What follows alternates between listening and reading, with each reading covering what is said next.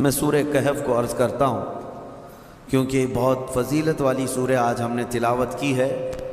بالکل بیچوں بیچ میں یہ سورہ آئی ہے قرآن پاک کے، سورۃ الکہف۔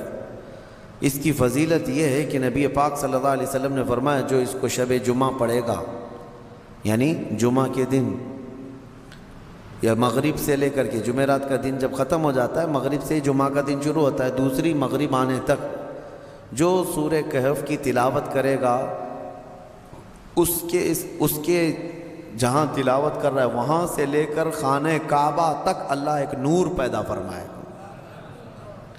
اور بھی بہت ساری فضیلتیں کنز العمال میں آئی ہیں۔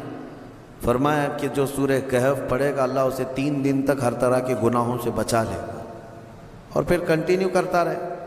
اور میرے آقا صلی اللہ علیہ وسلم کی ایک حدیث یہ بھی ہے کہ جو سورہ کہف کی شروع کی 10 آیتیں ہیں، ایک پیج میں پوری 10 آیتیں ہیں، جو یاد کر لے گا دنیا کا سب سے بڑا فتنہ دجال جب آئے گا اللہ اس کو اس فتنے سے محفوظ فرمائے گا، وہ دجال کے فتنے سے محفوظ رہے گا۔ ورنہ دجال کا فتنہ بہت سخت ترین ہوگا۔ یہاں باباؤں کے فتنے سے لوگ نہیں بچ رہے ہیں۔ کوئی چمتکاری بابا آ جائے تو سب اس کے سامنے بھیڑ لگا دیتے ہیں۔ دجال تو مردے کو زندہ کر کے دکھائے گا، بارش بھی برسا کے دکھائے گا۔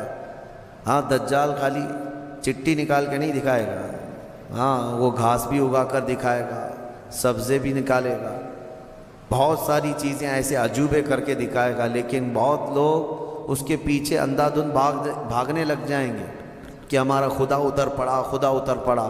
صرف ایمان والے جن کو اللہ بچانا چاہے وہ اس کے فتنے سے محفوظ رہیں گے۔ ایک تو بچ جانا الگ ہے، لیکن جو اس پر ایمان نہیں لاتا ان کو وہ سزا بھی دیتا ہے۔ دجال جو ہے دونوں ٹانگیں پکڑ کر چیر دے گا، کچھ لوگوں کو کھولتے ہوئے تیل میں بھی ڈال دے گا۔ اس کا رعب و دبدبہ ہوگا، اس کا غلبہ ہوگا۔ اس کے لیے مومنین کو اذیتیں بھی دے گا، تکلیفیں بھی دے گا، لیکن جو جمع رہا اس کے لیے بہت بڑی جنت ہے، بہت بڑی جنت کا اللہ نے وعدہ فرمایا۔ لہٰذا اس فتنے سے حفاظت کے لیے حدیث میں ملتا ہے کہ جو سورہ کہف کی 10 آیتیں روزانہ رات کو پڑھ لیا کرے، اللہ تعالیٰ اس کو دجال کے فتنے سے محفوظ فرماتا ہے۔ اللہ کریم ہم سب کو دجال کے آنے تک دنیا میں نہ رکھے۔ اگر فتنہ اللہ تبارک و تعالیٰ کوئی آزمائش کا ارادہ فرمائے تو ہمیں بغیر آزمائے، بغیر فتنے میں مبتلا کیے دنیا سے اٹھا لے۔ ہمیں صحیح و سلامت اللہ موت عطا فرمائے۔